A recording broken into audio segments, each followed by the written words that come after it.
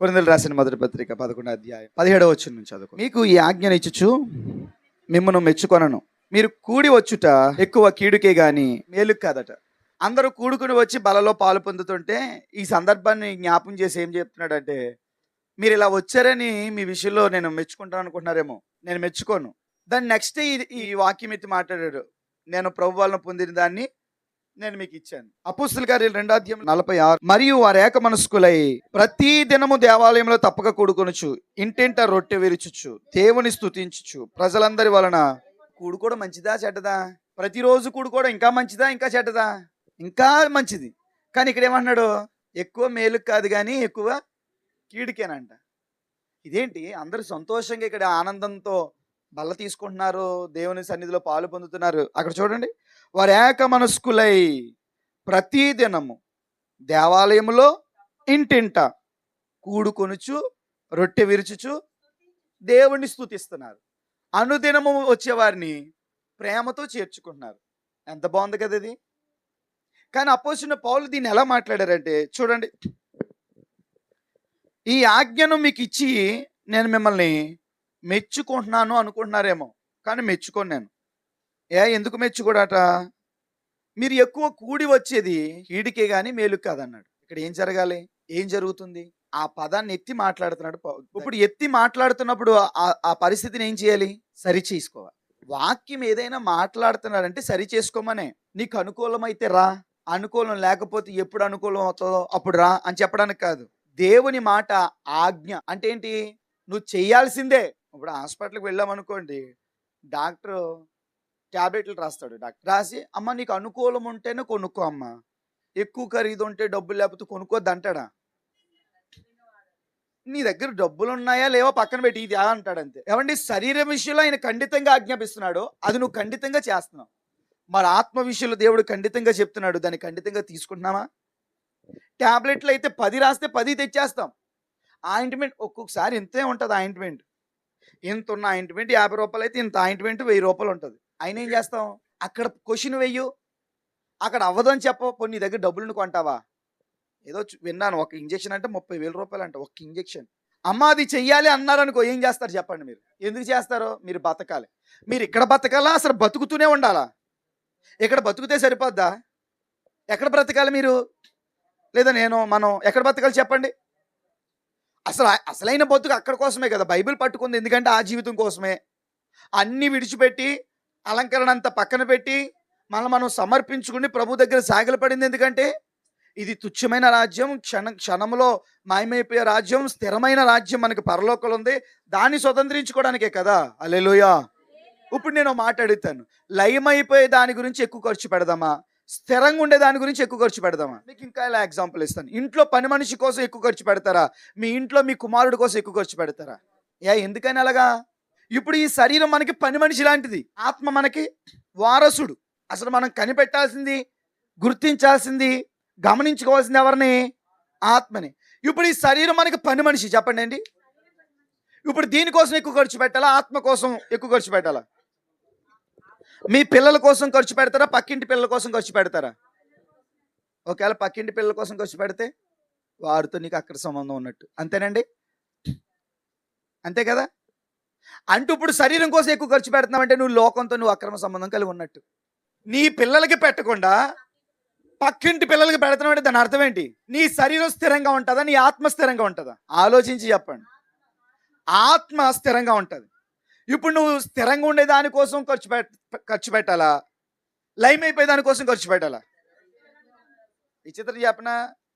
స్థిరంగా ఉంటాడని కొడుకు కోసం ఖర్చు పెడతాడు, ఆ కొడుకే తన్ని తరిమేస్తాడు, అయినా ఆడికే ఇస్తారు వెళ్ళి. వారసత్వం. మరి నీ వారసత్వం మీద ఆత్మే కదా. స్థిరంగా ఉండేది ఆత్మ అన్నావు, ఈ శరీరం పని మనిషి అన్నావు, ఈ శరీరం లయమైపోద్ది అంటున్నావు, ఈ శరీరం కొంతకాలం అంటున్నావు, పని అంతా శరీరం కోసమే చేస్తున్నావు. ఈ శరీరం కోసం 10 లిస్టులు రాసి ఈ 10 ట్యాబ్లెట్లు తెమ్మంటే తెస్తారా తేరా? 10 పుస్తకాలు రాసి 10 పుస్తకాల పిల్లల కోసం తెమ్మంటే తెస్తారా తేరా? కానీ ఒక బైబిల్ కొనమంటే కొనడం, చరిత్ర పుస్తకాలు కొనమంటే కొనం, తెల్ల బట్టలు కొనమంటే కొనం, మిగిలినన్నిటిని కొంటకి డబ్బులు వస్తాయి కానీ వీటికి మాత్రం మనం కొనం. ఇప్పుడు మీరు వారసుడికి పెడుతున్నారా, పని మనిషికి పెడుతున్నారా? వారసుడు పెడితే ఆత్మ సంబంధంగా ఉంటారు. పని మనిషికి పెడుతున్నారు కాబట్టి మీరు ఎవరితో సంబంధం కలిగి ఉన్నారు? ఆ! ఈ శరీరం ఎక్కడి నుంచి వచ్చింది? మట్టిలోంచి వచ్చింది. సో, ఈ మట్టికి సంబంధించినోడనమాట. మట్టి సంబంధమైన వాడు మట్టినే వెతుకుతాడు. ఆత్మ సంబంధి ఆత్మని వెతుకుతాడు. ఆత్మ సంగతులను గ్రహిస్తాడు. హల్లెలూయా! నువ్వు మట్టితో పుట్టిన మనమే మనమంతా కూడా. కానీ మార్పు చెందాం. రూపాంతరం చెందాం. యేసుక్రీస్తు నామములో బాప్తిసం ద్వారా మనమే రూపాంతరం అనుభవంలోనికి వచ్చాం. మళ్ళా మనం మట్టిని వెతికితే ఎలా ఉంటది? అందుకే ఒక చోట అంటాడు, మీరు క్రీస్తునందు లేపబడిన వారైతే పైనున్న వాటిని, మట్టిని వెతకూడదు. ఇప్పుడు దేని వెతకాలి? నేనేమంటానంటే, నేను ఒక కసిగా చెప్తున్నాను ఈ మాటలు. నీ శరీరం కోసం 10,000 ఖర్చు పెట్టావా? నెక్స్ట్ మీట్ 20,000 ఖర్చు పెట్టి ఆత్మ కోసం. అప్పుడే నువ్వు ఆత్మకు విలువ ఇచ్చినట్టు. హల్లెలూయా! నువ్వు హాస్పిటల్కి వెళ్ళొద్దని చెప్పట్లేదు, కాలేజీలకి స్కూల్కి వెళ్ళొద్దని చెప్పట్లేదు, ఫీజులు కట్టొద్దని చెప్పట్లేదు. చెయ్యి. కానీ నీకు ఆత్మ విలువైంది అనిపిస్తే, శరీరం కోసం 10,000 ఖర్చు పెట్టావా? ఆత్మ కోసం నెక్స్ట్ మినిటే ఎంత ఖర్చు పెట్టాలి? ఏవండి డబ్బులు లేవు కదండి, ఎలా తెస్తామండి? మరి శరీరం కోసం తెచ్చిన 10,000 ఎక్కడి నుంచి తెచ్చావు? డబ్బులుండి తెచ్చావా? చెప్పాలి. డబ్బులు లేక అప్పు చేసే కదా తెచ్చావు. అది విలువైందనే కదా. మరి ఆత్మ నీకు విలువైంది కాదా? మరి విలువైన దానికోసం ఖర్చు పెడతావా? పాడైపోయిన దానికోసం ఖర్చు పెడతావా? రోడ్లు అంటే వెళ్తారు, ఐరన్ బాక్సులు, ఫ్యాన్లు ఇవి అమ్మేవాళ్ళు. వాళ్ళు 300కి అమ్మేస్తారు. కొంటారా? చివరికి ట్రైన్లో చార్జర్లు అమ్ముతారు, అది కూడా కొనం. ఎందుకని? అప్పుడే పని చేస్తాయి, తర్వాత పని చేయవని. పని చేయవని తెలిసింది కూడా నువ్వు దాన్ని కొనడం మానేసావు. మరి ఈ శరీరం ఎంతకాలం పని చేస్తే? పని చేయాల్సిన ఆత్మే కదా. మరి ఆత్మ కోసం ఏం చేశారు? శరీరం కోసం ఏం చేస్తున్నారు? శరీరానికి కావాల్సిన ప్రతిరోజు చేసేస్తున్నారు. తినిపించేస్తున్నారు, తాగించేస్తున్నారు, పడుకోబెట్టేస్తున్నారు, కోప్పడిపోతున్నారు, ఆవేశపడిపోతున్నారు, జరగాల్సినవన్నీ. మరి ఆత్మ కోసం ఏం చేశారు? ఏం చేయలేదు. విలువైంది ఏంటి? మరి అదేంటి? మళ్ళీ విలువైంది ఆత్మ అన్నప్పుడు నీ మనసు అంతా ఆత్మ మీద ఉండాలి కదా. పని అంతా శరీరానికి, ఖర్చు అంతా శరీరానికే, తిండంతా ఇష్టాలన్నీ శరీరానికి సంబంధించినవే. మరి ఆత్మ ఏది? అందుకే నేను మెచ్చుకోను అంటున్నాడు. మీరందరూ కూడి వచ్చుట ఎందుకో తెలుసా? మార్పు చెంది కూడా ఇదే కార్యం జరుగుతుంది ఇక్కడ. ఎంత సీరియస్గా తిడతాడంటే, రండి కిందకి. మొదటి సంగతి ఏమనగా, మీరు సంఘమందు కూడినప్పుడు మీలో చూశాడా, విన్నాడా? అంటే మీరందరూ వాళ్ళందరూ గొడవాడుకుంటే విన్నాడా? ఎవరైనా చెప్తే విన్నాడా? చెబితే. మీలో కక్షలు కలవని నేను విన్నాను. నేను కూడా ఒక దైవజనుడిగా చెప్తున్నాను, మీ దగ్గర కూడా కక్షలు ఉన్నాయా? సంఘములో నాకు వాళ్ళంటే ఇష్టం లేదు అన్నవాళ్ళు ఎవరైనా ఉన్నారా? వాళ్ళకి నాకు పడదు అన్నవాళ్ళు ఎవరైనా ఉన్నారా? బయట కాదు, సంఘంలో. మీ మాట అంటే ఎదుటివాడు వినడానికి ఇష్టపడుతున్నారా? ఎదుటివారు మీ మాట అంటే ఎదుటివారు వినడానికి ఇష్టపడుతున్నారా? బాబోయ్, ఆ అమ్మాయితో మాట్లాడలేమురా బాబు, బాబోయ్ ఈయనతో మాట్లాడలేమురా బాబు అనే స్థితిలో, అనే స్టాండర్డ్లో ఉంటే ఇదే మొదటి మాట అంటున్నాడు. అది కీడుకే కారణము కానీ మేలు కాదు. అంటూ ఇప్పుడు దేవుని దగ్గరకు వచ్చి ఏం చేయబడాలి? మనం దీవించబడాలి, ఆశీర్వదించబడాలి, దైవికమైన మేలులు పొందుకోవాలి. కానీ ఇప్పుడు ఏం కలుగుతుంది మనకి? అదేంటి? దీవించబడాల్సిన ప్లేస్లో కీడు రావడానికి కారణం ఏంటంటే, దానికి కారణం దేవుడు కాదు, మీ దగ్గరే ఉంది, ఇది చూసుకోండి, మొదటి మాట ఇది అన్నాడు. అంతే. మీలో కక్షలు ఉన్నాయా? అయితే ఆయన బలలో పాలు పొందొద్దు అని చెప్తున్నాడు. మీలో కక్షలు ఉన్నాయా? బలలో పాలు పొందొద్దు.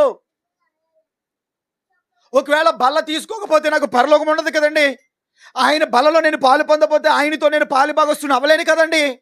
యేసు ప్రభు అండి శిష్యులు కాలు కడగడానికి వెళ్ళారు.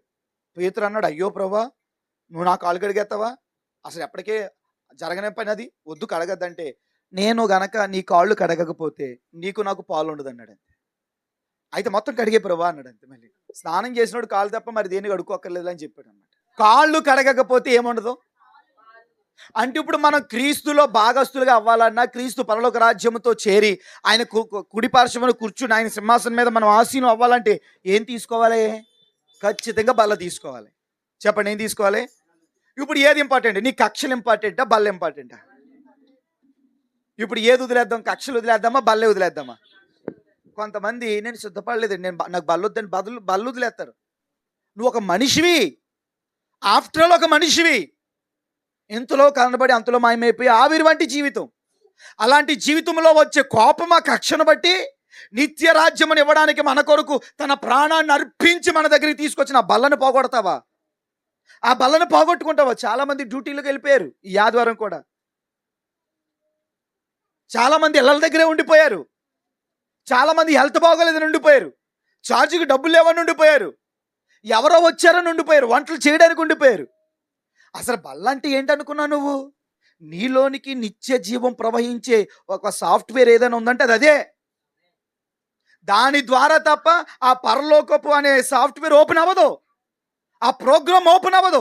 ఓపెన్ అవ్వాలంటే ఈ సాఫ్ట్వేర్ వేయాల్సిందే. ఇది ఓపెన్ అవ్వకుండా, ఈ సాఫ్ట్వేర్ వేయకుండా ఆ ప్రోగ్రాంలో నువ్వు ఏ పని చేయాలనుకున్న పని అవ్వదు, ఓపెన్ అవ్వదు. నువ్వు బల్లలో పాలు పొందకుండా పరలోక రాజ్య సంగతులు నీకు ఎలా తెలుస్తాయి? పరలోక రాజ్యం యొక్క మార్గం నీకు ఎలా కనబడుతుంది? పరలోక రాజ్యము కొరకు నువ్వు ఎలా బ్రతకాలో నీకు ఎలా తెలుస్తుంది? మనలోనికి రావడానికి యేసు ప్రభువే ఇష్టపడి తన్ను తాను మొక్కలు చేసుకుని ఆ మొక్కలైపోయిన శరీరాన్ని నీ దాకా పంపిస్తే, దైవజనుల ద్వారా నీ దాకా పంపిస్తే డ్యూటీ కోసం దాన్ని తోసేస్తావా? కీడుకే కారణం మీరందరూ రావడం. ఎందుకని? మేము వచ్చేసాం కదండి, మాలో కక్షలు లేవు కదండి అంటే ఇక్కడ అంటున్నాడు. వేరే చోట ఎక్కడో ఉంటుంది. మీరు కనిపెట్టుకుని రావటం లేదు. మీ మట్టుకు మీరు వచ్చేస్తున్నారు, కనిపెట్టుకుని రావట్లేదు. చదవండి కిందకి. మీలో యోగ్యులైన వారు ఎవరో ఉండదు, తప్పదు. ఎందుకంటే ప్రతి ఒక్కరికి ఏముంటుంది ఫీలింగ్? నేను యోగ్యుడిని, నేను గొప్పవాడిని. భేదాభిప్రాయాలు ఉంటాయి, ఎవరికొండో చెప్పండి. కానీ దాన్ని చంపేసేవాడే క్రైస్తవుడు. ఆ భేదం ఆలోచన చంపేసేవాడే క్రైస్తవుడు. నన్ను నేను కనబరుచుకోవాలి, నేను గొప్పవాడిని అనే ఫీలింగ్ ఉండాలనుకున్న వాళ్ళు ఈ బలలో పాలు పొందడానికి అర్హులు కారు. ఆ పద్ధతిని మార్చుకోమన్నాడు. హల్లెలూయా. ఆ పద్ధతిని ఏం చేయాలంట? యేసు ప్రభుతో ఉన్నాడు. యేసు ప్రభుతో ఉంటే పాపం ఉంటుందా పోతుందా? బలలో పాలు పొందితే పాపం ఉంటుందా పోతుందా? కానీ యోధ దగ్గరికి ఏమొచ్చింది? బల్ల తీసుకోగానే దురాత్మ వచ్చింది. కారణం ఏంటంటే యేసు ప్రభుతో ఉంటూ లోకముతో నడిచాడు. లోకంతో నడుస్తూ యేసు ప్రభుతో ఉన్నాడు. కాబట్టి అది కీడుకే గాని మేలు కాదని చెప్పాడు. ఇప్పుడు మనం ఏం చేయాలి? బలలో పాలు పొందాలంటే సరి చేసుకోవాలి. నీ సహోదరుడు రావాల్సిన వాళ్ళు నీ ఇంటి పక్క నుంచే రావాలి, నీ కాలనీ నుంచే రావాలి, నువ్వున్న గ్రామంలో నుంచే రావాలి. పట్టించుకున్నావా? నీ భార్య, నీ భర్త, నీ పిల్లలు, నీ తల్లిదండ్రులు రెడీ అయిపోయి మీరు వచ్చేసి సరిపోద్దా? సంఘం అంటే ఏంటి? కుటుంబం అంటే భార్య, భర్త, పిల్లలు, తల్లిదండ్రులు, అత్తమామలు. అంతేనా కాదు? చెప్పండి, అంతేనా కాదా? మరి సంఘం అంటే భార్య, భర్త, పిల్లలు, తల్లిదండ్రులు, అత్తమామలు. ఇదేనా సంఘం అన్నా కూడా? ఇప్పుడు నువ్వు ఎప్పుడైనా నీ పిల్లల్ని వదిలేసి వచ్చావా? నువ్వు నీ భార్యను వదిలేసి వచ్చావా? నీ భర్తను వదిలేసి వచ్చేసావా? నీ తల్లిదండ్రులు వదిలేసి వచ్చేసావా? నీ అత్తమామలు వదిలేసి వచ్చావా? కోపం ఉంటే మనం అది చేస్తాం. కానీ నార్మల్గా మనం వదిలేసి వచ్చామా? చెప్పండి. ఎందుకు వదలలేదు? అది కుటుంబం కాబట్టి అది నిలబడి ఉంది. కుటుంబం అనే ఆలోచన ఉంది కాబట్టి వాళ్ళు రెడీ అయ్యే వరకు ఉంటావు. అవసరమైతే త్వర పెడతావు, తొందర పెడతావు, వాళ్ళ కోసం నువ్వు కూడా రెడీ చేస్తావు. అది కుటుంబం అయింది కాబట్టి నిలకడగా ఉంది. మరి సంఘం నిలకడగా ఎందుకు లేదు? కీడుకే కారణం మీరు రావడం. బలలో పాలు పొందాలనుకున్నవారు ఖచ్చితంగా మీ తోటి సహోదరులు ఎవరైతే ఉన్నారో వారి ప్రేమతో మాట్లాడి మంచి మనసు. వారికి తెలీదు పరలోక రాజ్యం గురించి, వారికి తెలీదు నరకం ఎంత భయంకరంగా ఉంటుందో, వారికి తెలీదు యేసునామం యొక్క గొప్పతనం, వారికి తెలీదు బైబిల్లో ఉన్న ప్రత్యేకత, వారికి తెలీదు సంఘంలో ఉండే ఆశీర్వాదం. నీకు తెలుసు కదా, అందుకే కదా బయలుదేరి వస్తున్నావు. ఇప్పుడు వాళ్ళు బలలో పాలు పొందాలంటే నీవు నేను ఒక యోగ్యతను సంపాదించాలంటే ఏం చేయాలి? మనం వచ్చేటప్పుడు అంట మన సహోదరుల్ని మనతో పాటు తీసుకురావాలంట. నీ కొడుకు రాకపోతే బాధ, నీ కూతురు రాకపోతే బాధ, నీ తల్లిదండ్రులు రాకపోతే బాధ, నీ భర్త రాకపోతే బాధ, నీ భార్య రాకపోతే బాధ. మరి సంఘమేది? నా మట్టుకు నేను వచ్చేసానండి, వాళ్ళ గురించి నాకు తెలీదు. ఇది సంఘం. బ్లడ్ రిలేషన్ కాబట్టి కుటుంబాన్ని కాపాడుకుంటావు. యేసు రక్తం యొక్క బ్లడ్ రిలేషన్లోకి వస్తే నువ్వు సంఘాన్ని కాపాడుతావు. హల్లెలూయా. నేను ఒక్కడే అనేది సింగిల్ పర్సన్గా వస్తుంది. నేను, మేము అనేది కుటుంబానికి వస్తుంది. మనము అనేది సంఘానికి వస్తుంది. Praise the lord. ఇప్పుడు దేవుడు నేను అంటలేదు, మేము అంటలేదు, మనము అంటున్నాడు. Praise the lord. ఏమన్నాడు చెప్పండి? ఇప్పుడు ఈ బల్ల ద్వారా నువ్వు నేను నేర్చుకోవాల్సింది, నువ్వు నేను తెలుసుకోవాల్సింది, బల ద్వారా మనకొచ్చేది ఏంటంటే మనము రావాలి. కూడుకోమని చెప్తుంది దేవుడే. కొంతమంది మానేసినట్లుగా మీరు మానద్దు అన్నాడు. మళ్ళీ ఆయన ఏమంటున్నాడు? మీరు ఎక్కువగా కూడి వచ్చుట కీడుకే గాని మేలుకు కాదన్నాడు. మరి అదేంటి మళ్ళీ పద్ధతి అంటే, రావడం ఎంత అవసరమో వచ్చేవారు ఎలా ఉండాలన్నది కూడా. పెండ్లి విందుకి రావడం మంచిదే, కానీ వస్త్రాలేయి. పెండ్లి విందులో పాల్గొంటే సరిపోద్దా? వస్త్రాలు అక్కర్లేదా? ఒక్కడికే లేదంటే బయటికి తోలేసాడట. వస్త్రాలు లేనందుకే తోలేస్తే, తైలం అయిపోయినందుకే వారిని బుద్ధి లేని కన్యకలుగా మార్చేస్తే, ఆ ఐదుగురిని విడిచిపెట్టబడితే, అసలు ఈ లక్షణాలు ఏమీ లేకుండా సంఘానికి వచ్చిన మనల్ని దేవుడు ఏం చేస్తాడు చెప్పండి? మనల్ని అంగీకరిస్తాడా? బాధ్యత తీసుకోవాలి. ఈరోజు ఎవరైతే సిలువలో పాలు పొందుతున్నారో, ఆయన రక్తమును స్వీకరిస్తున్నారో, ఆయన శరీరాన్ని స్వీకరిస్తున్నారో, వారందరి మీద సంఘ బాధ్యత పెట్టబడింది. ఏమండి?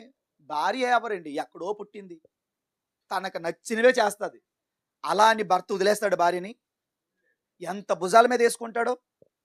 తన కోపాన్ని భరిస్తాడు, తన చిరాకుతనాన్ని భరిస్తాడు, తన నిద్రమొత్తును భరిస్తాడు, తన బద్ధకాన్ని భరిస్తాడు. కొన్నిసార్లు చేయాల్సినవి పురుషులే చేస్తారు.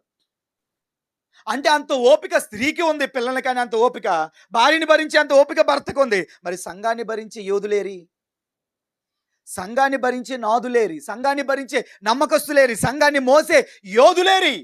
హల్లెలూయా. ఇప్పుడు ఈ బలరాధన ద్వారా దేవుడు ఏం చేస్తున్నాడు తెలుసా? అలాంటి యోధులు కావాలని లేపుతున్నాడు. అందుకే హెచ్చరిస్తున్నాడు, నువ్వు పెళ్లి చేసుకుండి, పెళ్లి అవ్వకముందు ఎలా అయితే బ్యాచులర్గా తిరిగావో, పెళ్లి చేసుకున్నా కూడా అలా తిరిగితే ఏమంటారు? తిరగాలన్నా తిరగలేం, తినాలనుకున్నవి తినలేం, తాగాలనుకున్నవి తాగలేం. అయితే నేనేమంటానంటే, ఇప్పుడే డిసైడ్ అయిపోయి వాకింగ్ చెప్తుండగా, ఎస్, సంఘం బాధ్యత నాది, నేను తీసుకుంటాను. బ్లడ్ రిలేషన్ నువ్వు అంత బాధ్యతగా చూస్తే, దాన్ని మించిన యేసు రక్తం యొక్క రిలేషన్ మంది. ఏమండి? యేసు రక్తంలో ఉండే బ్లడ్ రిలేషన్ మంది. ఈ రిలేషను మగాడిని బట్టి నడిపించబడుతుంది, ఈ రిలేషన్ ప్రేమను బట్టి నడిపించబడుతుంది. మగాడు ఉంటేనే ఇంటి పేరు ముందుకెళ్తుంది, కానీ ఇక్కడ ప్రేమ ఉంటే యేసు ప్రభు నామం ముందుకెళ్తుంది. ప్రేమ లేకపోతే జరగదో. నువ్వు మొయ్యగలవా? అవి నువ్వు ఎప్పుడు అడిగినా కూర వేయలేదు, కానీ నిన్ను అడిగినప్పుడు నువ్వు వేయగలవా? అదే కదా ప్రేమ. నిన్ను ఎప్పుడు అడిగినా ఎవరు లిఫ్ట్ ఇవ్వలేదు, కానీ నువ్వు ఇచ్చినప్పుడే కదా, అదే కదా ప్రేమ. హల్లెలూయా. నువ్వు ఎప్పుడు అడిగినా ₹1 కూడా లేదు అన్నారు, అయినా నిన్ను వచ్చి అడిగినప్పుడు నువ్వు ఇవ్వడమే కదా. ఏమన్నాడు దేవుడు? నిన్ను అప్పు అడుగ గోరువాని వద్ద నుండి నీ ముఖం త్రిప్పుకొద్దని చెప్పాడు. అంటే యేసుప్రభు ఏం చేశాడు? ఖచ్చితంగా అడిగిన ప్రతి ఒక్కరికి ఇచ్చాడు ఆయన. ఇప్పుడు మనం కూడా ఏం చేయాలి? మనం ఇచ్చే స్థితిలో ఉండాలంటే ఇవ్వగలిగినవి కొన్ని ఉన్నాయి, ఇవ్వాలి. మనం ఇవ్వగలిగింది ఏంటంటే ప్రేమ, మనం ఇవ్వగలిగింది ఏంటంటే క్షమాపణ, మనం ఇవ్వగలిగింది ఏంటంటే సహాయం. మనం ఇవ్వలేనిది కూడా మన చేత ఇప్పించేది ఏంటంటే ధనం. Praise the lord. మనం ఇవ్వగలిగింది మనం ఇస్తే, మనం ఇవ్వలేని వాటిని మన చేత ఇప్పించేలా చేస్తాడు దేవుడు. Praise the lord. చూడండి, ఇక్కడికి వచ్చేసేయండి. మీలో యోగ్యులు కనబడడానికి భిన్నాభిప్రాయాలు తప్పదు, ఉంటది ఖచ్చితంగా. అయితే మీరేం చేస్తారో, కూడి వచ్చుచుండగా మీరు ప్రభు రాత్రి భోజనము చేయుట. అబ్బా, మీరందరూ కూడి వచ్చేస్తున్నారు కానీ ప్రభు రాత్రి భోజనం చేయడం ఎందుకు సాధ్యం కాదు? ఇక్కడ అసలైన విషయం చెప్తున్నాడు. మీరు ఆ భోజనం చేయనప్పుడు ఒకనికంటే ఒకడు ముందుగా తన మట్టుకు తాను భోజనం చేయుచున్నాడు. నేను వెళ్ళిపోతాను, నేను తినేస్తాను. తినేస్తున్నారంటే వాళ్ళు వెనకాల ఉంటుందా ఉండదో చూసుకుంటలేదు, తినేయడమే. కొంతమందికి ఉండట్లేదంట. సంఘం అంటే ఏంటి తెలుసా? నేను తింటున్నాను, నీకుందా అని పక్కోడిని చూడాలి, వారే సంఘం. హల్లెలూయా. నీ పక్కవాడిని గురిపెట్టి ఎప్పుడైతే చూస్తావు, ఎవరు పక్కవారు? నీ భార్య, నీ భర్త, నీ పిల్లలు కాదు, నీ తల్లిదండ్రులు కాదు. సంఘం. సంఘం అంటే ఏంటి చెప్పండి? ఒకరినొకరు పట్టించుకోవాలి. ఇప్పుడు రాత్రి నిన్న సువార్తలో వచ్చామా, చిన్ని సెల్ ఫోన్ లైట్ వేసి రండి, మీకు లేకుండా రండి ఇలా ముందుకి వెనక్కి ఎందుకు తిప్పింది? నువ్వు ఎదుటివారిని పట్టించుకోవాలి, ఎదుటివారి మీద ప్రేమ నిలపాలి. ఆమేన్. అప్పుడు ఈ బల్లకి అర్థం ఉంటుంది. అసలు ఆ బల్ల ఎక్కడి నుంచి వచ్చింది చెప్పి ముగించేస్తాను. కొన్నిసార్లు పరిచర్య చేసేటప్పుడు, పని చేసేటప్పుడు ఎదుటివాడికి తోసేస్తారు. ఎదుటివాడి భారాన్ని కూడా నేను తీసుకోవాలి. అలాగని పాస్టర్ గారు తీసుకోండి, ఇచ్చేయి, నేను తీసుకుంటాను, ఇచ్చేయండి, ఇంకొకరు కూడా నాకు ఇచ్చేయి, ఇంకా పని చేయాలి కదా. అక్కడ మంచి మనసుతోటి చెయ్యాలి. అలాగ ఆమె ఎదుటివారు ఏం చేయగలరో అది వారికి ఇచ్చు. వారి బాధను చూసి మనం కూడా వారి దగ్గరికి వెళ్ళి, మీరు ఇబ్బంది పడుతున్నారు కదా, నేను కూడా చేస్తాను. ఈ ఆలోచన కలిగిన ఎప్పుడు ప్రార్థనగానే బైక్ దిగి ఎప్పుడు వెళ్ళిపోతాం, త్వరగా రా పాస్టర్ గారు, మళ్ళీ ఏదో చెప్తారు రా అని వెళ్ళిపోతుంది. సంఘం అవ్వదు. ఆయన శరీరం, ఆయన రక్తంలో నువ్వు పాలు పొందాలంటే అది నిత్య జీవం అది. ఇశ్రాయేలు ప్రజలు మన్నా తినియు చనిపోయారట. కానీ నేనిచ్చు మన్నా తిన్నవాడు ఎప్పటికీ చనిపోడు. ఇప్పుడు ఆయన ఇచ్చిన మన్నా ఏంటి? ఆయన శరీరమే. మనం తినే మన్నా ఏంటో తెలుసా? యేసు యొక్క శరీరమే. అంటే ఆ మన్నా తిని చనిపోయారు, కానీ దేవుడిచ్చిన యేసు ప్రభు మనకిచ్చిన మన్నా తినిన వారు ఎప్పటికి, అంటే ఈ ఈ బలలో పాలు పొందిన ఎవరికి ఏమి లేదు చెప్పండి? చావు లేదు. ఏ చావు? మరణకరమైన చావు లేదు. ఇప్పుడు ఇందులో పాలు పొందలేని మన సహోదరులు ఉన్నారు. మరి మన సహోదరులు పాలు పొందకపోతే వారిలో ఏముంటుంది? మరణమే ఉంటుంది. ఆ మరణం వారికి రావడానికి ఒక కారణం వాళ్ళైతే, రెండో కారణం నువ్వే కనిపెట్టుకుని రావాలి. ఒకవేళ వాళ్ళు రాలేకపోతే నువ్వు తెల్లారుజామున లేచి, ఎవరో సంఘమైన వారు మాత్రమే చేస్తారు ఇలాగ. ఒకవేళ వాళ్ళ దగ్గర బైక్ లేకపోతే అవసరమైతే ఒక 100 రూపాయలు నువ్వే కొట్టించేసుకో వాళ్ళని ట్రిప్ అయ్యి మళ్ళా నువ్వు వచ్చేయి, మళ్ళా నువ్వు వేసుకో. నువ్వు ఖర్చు పెట్టింది 100 రూపాయలు, కానీ వారి ద్వారా నువ్వు పొందుకుంది నిత్య జీవం. ఎన్ని వందలు పెడితే నీకు ఆ నిత్య జీవం వస్తుంది? ఈ విషయం తెలీదు ఎవరికి, ఈ జ్ఞానం లేదు ఎవరికి. మాకే సరిపోదు, మేము ప్రార్థన టైంకి వెళ్తాంలే, పెట్రోల్ లేనప్పుడు ఏమొస్తాం. నిత్య జీవాన్ని పోగొట్టుకున్నారు నిజంగా బైకులు ఉన్నవాళ్ళు. మీకే చెప్తున్నాను, బైక్ లేని వాళ్ళు ఎవరైతే ఛార్జీ డబ్బులు లేవని ఆగిపోతున్నారో వాళ్ళు వచ్చినా వాళ్ళకి ఎంతవరకు ఫలం ఉంటుందో నాకు తెలియదు, కానీ వారిని తీసుకొచ్చినందుకు, వారి నిమిత్తం 100 రూపాయలు పెట్రోల్ కొట్టించుకున్నందుకు, దాని నిమిత్తం నీకు నిత్యరాజ్యంలో గొప్ప స్థానాన్ని దేవుడిస్తాడు. దాన్ని బట్టి నువ్వేం పోగేసుకున్నావంటే నిత్యరాజ్యాన్ని పోగేసుకున్నావు. పొరపాటు కూడా నువ్వు రావు అనే సందర్భం నీ జీవితంలో లేదు. ఎందుకంటే నువ్వు పని చేసింది దేనికోసం అంటే నిత్యరాజ్యం కోసం. డ్యూటీకి అయితే జనాల్ని డ్రాప్ చేస్తాం, అవునా కదా చెప్పండి? జనాల్ని తీసుకెళ్తాం, నువ్వు అక్కడే ఉండి నేను వచ్చేస్తామంటావు. దానివల్ల నీకు ఒక 500 పెరగచ్చేమో, 1000 రూపాయలు పెరగచ్చేమో. ఎంత డబ్బులు పెట్టి కొంటే నిత్యరాజ్యాన్ని కొనగలవు చెప్పండి? ఎంత డబ్బు పెడితే నిత్యరాజ్యాన్ని సంపాదించగలవు చెప్పండి? కానీ ఇదిగో ఇక్కడ నేను చెప్తున్నాను, నీ సహోదరుడి విషయంలో నువ్వు ఎప్పుడైతే పట్టించుకుని తీసుకొచ్చావో నిత్యరాజ్యానికి నువ్వు వారసుడు అయ్యావు.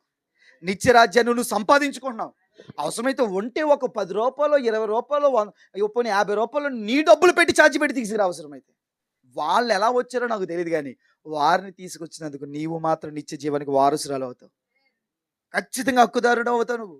రండి, త్వరగా రండి, ఇక్కడికి వచ్చేసేయండి. అదిగో ఒకడేమో ఆకలితో ఉన్నాడు, ఏమో వస్తుందని, ఇంకొకడేమో ఎక్కువైపోయి పడుకుంటున్నాడట. వాక్యం వెంటలేదు. ఆకలి వేసినోడికేమో ఎప్పుడు పెడతారని చూస్తున్నాడు తప్ప వాక్యం వెంటలేదు. తినేసినోడేమో ఎంత గొంతు చీచుకుని అరుతున్నా శుభ్రంగా కుర్చీలో లా పడుకుని పోతున్నా. చూడండి నెక్స్ట్. అది హ్యాపీగా ఉండడానికి, మొక్కలేసి తినడానికి మీకు ఇళ్ళు ఉన్నాయి కదా, ఏమైనా తినాలనుకుంటే అక్కడ తినండి. ఇక్కడ అభ్యంతర పడినా ఇష్టంగా తీసుకోండి. ఒకవేళ కుర్చీ ఇవ్వలేదనుకో, ఇంటికి తీసుకెళ్ళి ఒక కుర్చీ కొనేసుకో, ఇంట్లో కూర్చో. ఇక్కడ అదే చెప్తున్నాడు. నీకు కూర్చోడానికి ప్లేస్ ఇవ్వలేదని ఇక్కడ కోపాడుతున్నావు కదా, ఇల్లున్నాయి కదా, వెళ్ళు, ఇంటి దగ్గర కూర్చో. అవసరమైతే ఇక్కడ ఒక మొక్క పడలేదని బాధపడుతున్నావు కదా, ఎల్లు కోడి తెచ్చుకుని తినేయి. ఎవరైనా అభ్యంతరం పెడతారా? కానీ ఇది సంఘం అని చెప్తున్నాడు. ఇక్కడ ఒక మొక్క పడినా, 2 మొక్కలు పడినా, 10 మొక్కలు పడినా, అసలు మొక్కే పడకపోయినా నువ్వు తినేంతే. ఉప్పు ఉన్నా, ఉప్పు లేకపోయినా, కారం సరిపోయినా, అసలు బాగాలేదు అని నోరు తెరిచావంటే నువ్వు సంఘాను కాదు. నీకు అంత కసి ఉంటే నువ్వు రా, పరిచర్య చేయవచ్చు, వంట చేయి. వంట చేయలేకపోతే వంట చేస్తున్న వారిని దగ్గరికి వెళ్ళి, ప్రభా ఈ వ్యక్తి బాగుండాలి ప్రభా, నేను కడుపు నిండా ప్రార్థన చెప్పాను. అలాగైనా వంట చేస్తూ ఉండి వెనకాల మోకలేసి ప్రార్థన చేయి. క్రీస్తు యొక్క రక్తం విలువ మన ద్వారా పోగొట్టబడకూడదు. ఆమేన్ చెప్పండి. అయోగ్యంగా ఆయన్ని జ్ఞాపకం చేసుకోవాలి. ఇంకేమంటున్నాడు చూడండి. అంటే ఎవరు తింటున్నారంట? ముందు గొప్పోళ్ళు, ముందున్నవాళ్ళు, ఏమంటే పలుకుబడి ఉన్నవాళ్ళు. మిగిలిన వాళ్ళు ఏం చేస్తున్నారు? పెట్టట్లేదు. ఎందుకంటే వాళ్ళు ముందుకు రారు కదా. కొంతమంది, మీలో కూడా కొంతమందికి ఒక ఫీలింగ్, నేను పాస్టర్ గారితో మాట్లాడలేను, వాళ్ళే ముందుంటారు, వాళ్ళే మాట్లాడతారు, నేను వెనకాల ఉంటాను. ఇప్పుడు ఈ ఆలోచన ఏంటి? వీళ్ళు తినడానికి కూడా ఇబ్బంది పడతారు. ముందు వచ్చిన వాళ్ళు ఏం చేస్తారు? ధైర్యంగా తినేస్తారు, వీళ్ళు అనుమానంతో తింటారు. తినచ్చా తినకూడదు. అక్కడ ఏం జరుగుతుందంటే సంఘం తిరస్కరించబడుతుంది. పాయింట్ నోట్ చేసుకోండి. అక్కడ ఏం చేయబడుతుంది? ఏమంటే తిండి విషయంలో సంఘాన్ని తోసేస్తారండి ఎవరైనా? కానీ ఇక్కడ ఏమంటున్నాడు? తిరస్కరించబడుతుంది. సంఘము తిరస్కరించబడుతుంది అంటే నువ్వు దేన్ని తిరస్కరించావు? దేవుని శరీరాన్ని తిరస్కరించావు. శిరస్సు ఆయన అయినప్పుడు శరీరం సంఘమైనప్పుడు సంఘాన్ని తిరస్కరించావంటే దేన్ని తిరస్కరించినట్టు? కొంతమంది ఏమో ధైర్యంగా వచ్చేసి తినేస్తారు. మరి కొంతమంది ఏమో మొహమాటం కొద్దీ రావాలా వద్దా అనే ఫీలింగ్లో ఉంటారు. అప్పుడు ధైర్యంగా వచ్చిన వాళ్ళు ఏం చేయాలి? మొహమాటంగా ఉన్న వాళ్ళు పక్కన కూర్చొని తినాలి. మొహమాటంగా ఉన్న వాళ్ళు ముందుకు తీసుకొచ్చి, నేను కాదయ్యా, నేను ముందు నుంచి ఉన్నా, మీరే మాకు ఎక్కువ అని చెప్పి ముందు వచ్చిన వాళ్ళు వెనకాల వచ్చిన వాళ్ళు ముందుకు తొయ్యాలి. వాళ్ళు ఏమైపోయినా పర్లేదు, మేమే ఉంటాం ముందు అన్నట్టు. అలాగని మీరు ముందుకు రాకుండా మీరు వెనక్కి వెళ్ళిపోండి కదా దాని అర్థం. మీరు కొన్నిసార్లు ముందుకు తోద్దామన్నా, నువ్వే అనుకుండు వాళ్ళ దగ్గరికి వెళ్ళకో, నేను చాలా సంఘాలు తిరిగి వచ్చాను, నువ్వు ఎందుకు వెళ్ళిపోతావని ఆయన కూడా లాగేశారనుకోండి, ఎలా ఉంటుంది పొజిషను? ఇంకా ఘోరం అయిపోద్ది. అలాంటి ముట్టుకోపోయినా పర్లేదు అసలు. అలాంటి యోధ లాంటి అనమాట. ఎందుకంటే ఈడు వెళ్ళడం చాలా తెలుసు నాకు. ఓ దూరే కూడా తెలగరా అని చెప్తాను. నిన్ను తీసుకెళ్దామని నేను వస్తాను, నువ్వేంట్రా బాబు నీకు తెలీదు. దేవుడు నడిపిమందు కాబట్టి నా దగ్గరకు వచ్చి కూర్చున్నావు. నీకు కొన్ని సంగతులు చెప్తాను. ఈడు పాట మొదలెట్టేస్తాను. చూడండి, దేవుని సంఘమును తిరస్కరించి పేదలను సిగ్గుపరుస్తారా? అంటే పేదలు ఏమవుతున్నారు అంటే అక్కడ ఏమవుతుంది? భేదం కనబడుతుంది. సంఘం అంటే భేదం కాదు. ఒక మాట అడుగుతాను, ఒకసారి మీరు రండి. 2 చేతులు ఉన్నాయి ఈయనకి, మీకున్నాయా? 2 కాళ్ళు ఉన్నాయా? 2 కళ్ళు ఉన్నాయా? 2 చెవులు ఉన్నాయా? అన్ని 2 ఉన్నాయి కదా. అన్ని 2 ఉన్నాయి కదా. జత తీసేద్దాం అనుకుంటున్నాను. ఏది తీసేద్దాం మంచి చెప్పండి మీరు. ఏం తీసేయమంటారు? 2 చెవులనా, 2 కళ్ళునా, 2 చేతులనా, 2 కాళ్ళనా, దేని తీసేయాలి? ఎందుకు తీయకూడదు? అందులో విలువైనవి ఏవి? ఇప్పుడు మీకు అర్థమైందా? సంఘములో ఉన్న ప్రతి అవయవం ఏంటంట, ఏది తీయకూడదా? పోనీ ఇందులో ఏది తక్కువ ఏది ఎక్కువ? ఏది తక్కువ? ఏం తక్కువ లేదు. ఏది వేస్ట్ అయింది? వేస్ట్ లేదు. నిజంగా ఎడం చెయ్యి వేస్ట్ కదా. ఇది దేనికి ఉపయోగపడుద్ది? దానికే. ఇంక దేనికి ఉపయోగపడదు కదా. అయినా వేస్ట్ కదా ఇది. అబ్బో, అంటే సంఘములో ఎవరు వేస్ట్ కదా, సంఘంలో ఎవరు తక్కువ కదా. పోనీ 2 చేతులు ఏది విలువైంది? ఈ 2 కాళ్ళలో. కానీ సంఘంలో భేదం కనబడింది. పేద ధనికుడు, గొప్పోడు లేనోడు, చదువు ఉన్నవాడు చదువు లేనోడు, ముందున్నవాడు. భేదం వచ్చిందా లేదా? ఇందులో ఉందా భేదం? మీ దాంట్లో ఉందా? ఈ 2 కళ్ళు ఏది గొప్పది? 2 గొప్పదే. కూర్చోండి. అంటే సంఘంలో ఉన్న వాళ్ళందరూ అందరూ విలువైన వాళ్ళేనా? ఇందులో ఎవరు తక్కువ చెప్పండి? ఇందులో ఎవరు గొప్పలు చెప్పండి? కానీ ఆ భేదం శరీరంలో లేదు, కానీ సంఘం అనే శరీరంలో వచ్చింది. దానికి కారణం ఎవరు? అదే కదా. మరి అది తొలగించడానికి ఇప్పుడు యేసు రక్తం నీ దగ్గరకు వస్తుంది. ఇప్పుడు యేసు శరీరాన్ని ఎందుకు తీసుకున్నామంటే ఆ భేదం తీసేయడానికి. ఆ భేదం పోవాలా, మరలా లోపలే ఉండాలా? అయోగ్యంగా తీసుకుంటే చాలా మంది ఏమవుతున్నారు, నువ్వు ఇందులో పాలు పొందుతున్నావా, వీరందరూ నాకు అన్నీలు నాకు అక్కలు అనే ఫీలింగ్లోనే ఉండాలంతే. మీ అన్నయ్య ఇబ్బందులు ఉన్నాడు, ఫోన్ చేస్తే వెళ్తావా వెళ్ళవా? కానీ సంఘంలో ఉన్న వాళ్ళు ఎవరైనా ఫోన్ చేస్తే వస్తాను, రేపు వస్తాను, ఎల్లుండి వస్తాను. ఇప్పుడు ఖాళీ లేదండి. ఇంకా మీ ఆవిడికి సడన్గా ఎక్కడ ఆగిపోయారు దారిలో, ఏమండి అనకుండా ఎక్కడున్నా చెప్పు, ముందు లొకేషన్ పెట్టు. ఇప్పుడు ఏం చేస్తారో వెంటనే వెళ్ళిపోవాలి. అసలు సంఘంలో భేదం రాకూడదు. నీ వల్ల భేదం ఉండకూడదు సంఘంలో. అందుకే యేసు రక్తం నిన్ను సమానంగా చేస్తుంది. హల్లెలూయా. బ్లడ్ గ్రూప్లో ఏది గొప్పది చెప్పండి? A+ ఎక్కడ దొరకదు కదా, చాలా విలువైంది. అది A పాజిటివ్. యేసు రక్తంలో ఏది విలువైంది చెప్పండి? యేసు రక్తంలో ఏది విలువైంది? ఇప్పుడు ఆ రక్తం నేను తీసుకున్నాను, నాలోకి వెళ్ళిందా? మీ ఇద్దరు రెండు ఒకసారి తమ్ముడు సమీల్ గారును. ఇప్పుడు యేసు రక్తం నేను సరదాగా ఉదాహరణకి చెప్తున్నాను. యేసు రక్తం నాలోకి ఏమి వెళ్ళింది? మీరు తాగండి, దాహమేస్తుంది కదా మీకు. ఈయనలోకి ఏమి వెళ్ళింది?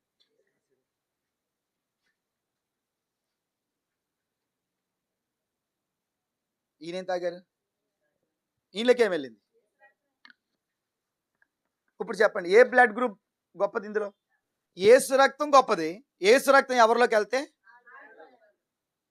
ఇప్పుడు ఈయనలో యేసు రక్తం ఉంది, ఈయనలో యేసు రక్తం ఉంది, నేను యేసు రక్తం ఉంది, మీ ఇద్దరికంటే నేనే గొప్పండి అనే ఫీలింగ్ నాకు వస్తే అది అపవిత్రం అయిపోద్ది. యేసు రక్తం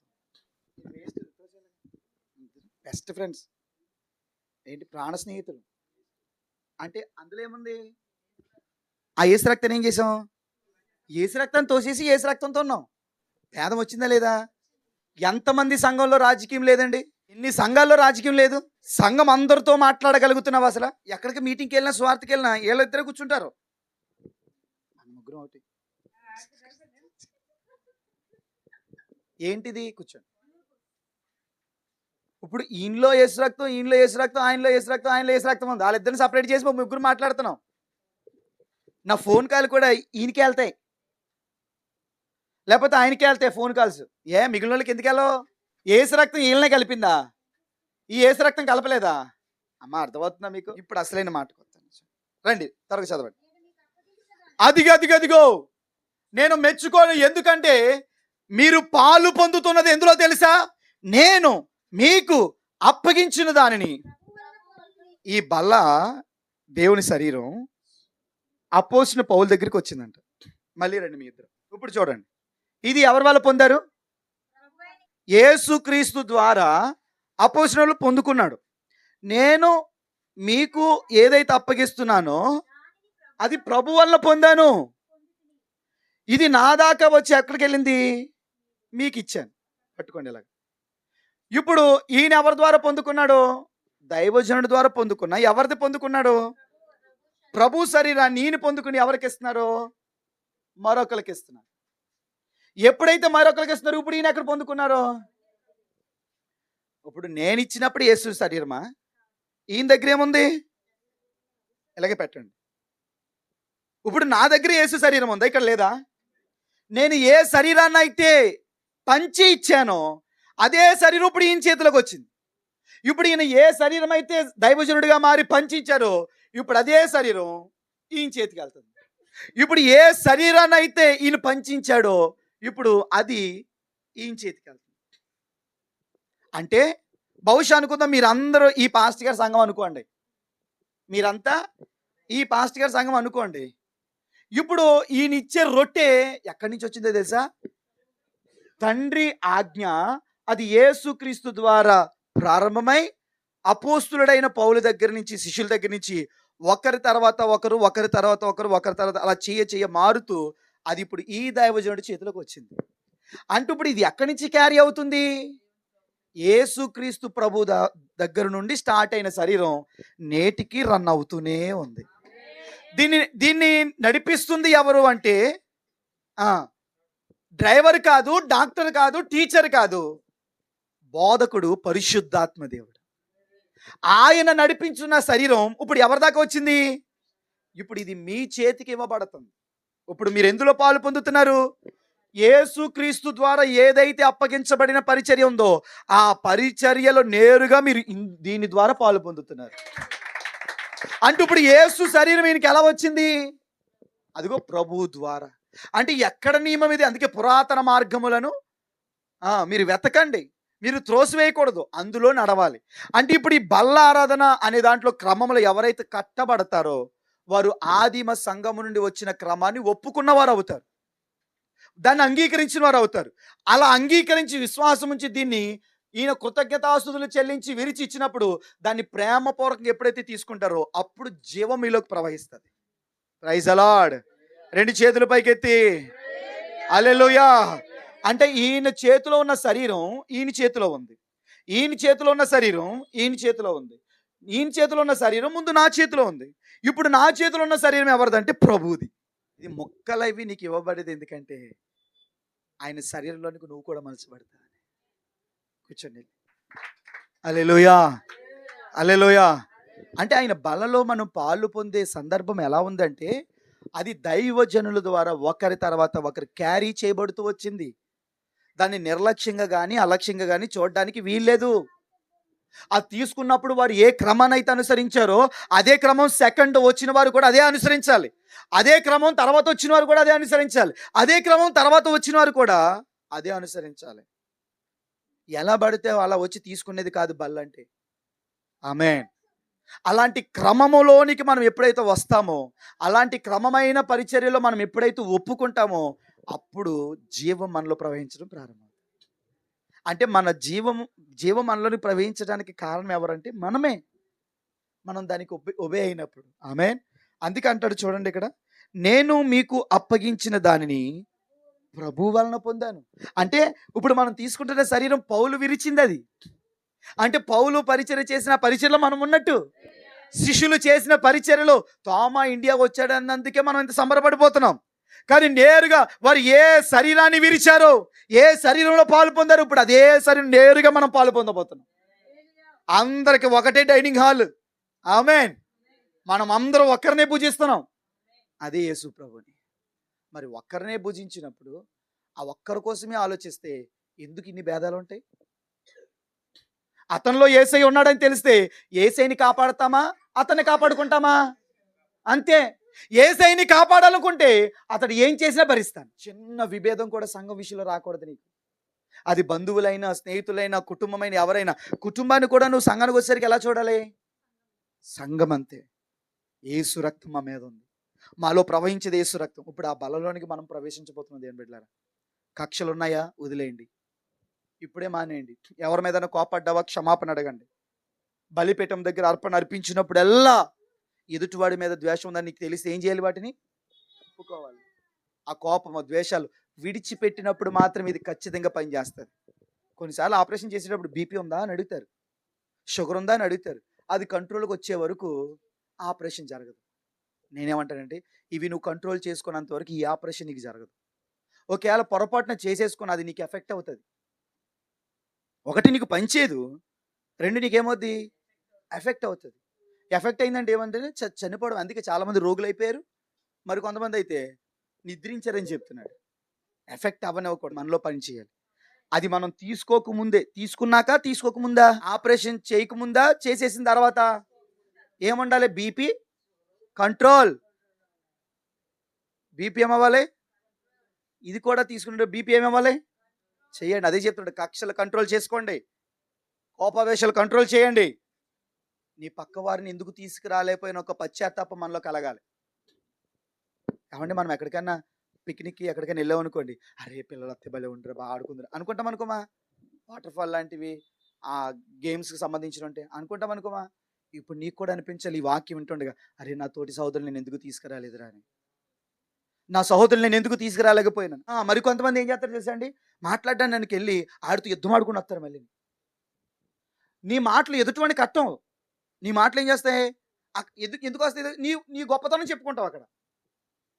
నీ గొప్పతనం ఎప్పుడైతే చెప్పుకుంటావో అక్కడ వాళ్ళ మనసు కృంగిపోతుంది. చెప్పాల్సింది నీ గొప్పతనం కాదు, చెప్పాల్సింది యేసుప్రభు గొప్పతనం చెప్పాలి. నిన్ను నువ్వు తగ్గించుకొని, నేను నీలాంటి వాడినే, నీలాంటి బలహీనుడు రా కలిసి ఆరాధన చేసుకుందాం. ఎందుకు దేవుని దూరంగా ఉండి ఏం చేస్తాను? నేను కూడా అలా ఉండిపోయాను. తర్వాత దేవుడు నాతో మాట్లాడాడు, రా కలిసి. నువ్వు లేకపోతే నాకు కూడా జీవం ఉండదు కదా. మనం అందరం ఒకటే. ఈ వెర్షన్ వేరు. కుటుంబాన్ని కాపాడుకోవాలనుకుంటే, కుటుంబాన్ని కట్టుకోవాలనుకుంటే నువ్వు ఎదుటివాడిది తప్పున్నా సరే నువ్వే తగ్గుతావు.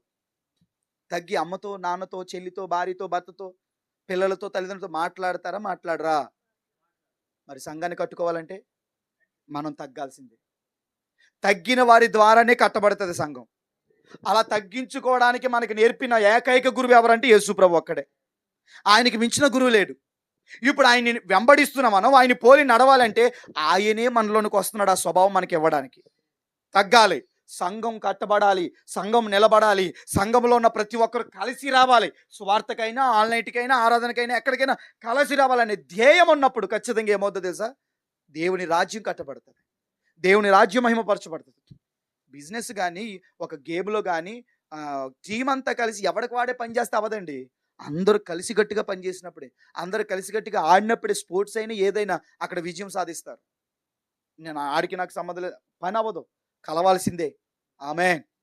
చెప్పండి, ఏం చేయాలి? అవసరం ఉంటే, ఎదుటి మీద కోపం ఉంటే ఆ కోపం తగ్గించుకుని మరి ఏం చేస్తాం? వాళ్ళ దగ్గరికి వెళ్ళి ఏ అవసరం ఇది? డబ్బులు అవసరం, ఏ అవసరం ఇది? హాస్పిటల్ అవసరం, రికమెండేషన్ అవసరం, ఏం పర్లేదు, ఇక్కడ లేకపోయినా పర్లేదు. కానీ పరలోకపు అవసరం కోసం నువ్వు ఖచ్చితంగా శరీరం కోసం ఎంత వంగితే ఆత్మ కోసం ఇంకా వంగ. ఎంతమంది ఒగ్గుతారు? ఎంతమంది తగ్గించుకుంటారు? ఎంతమంది ఒబే అవుతారు? ఎంతమంది విధేయత చూపుతారు? చేతుల పైకి ఎత్తండి. నిజంగా చేయగలవా? మాట వరుసకి ఎత్తద్దు దయచేసి. నిజంగా నీ బాధ్యత వహించగలవా? ఆమె అలాగే కళ్ళు మూసుకో.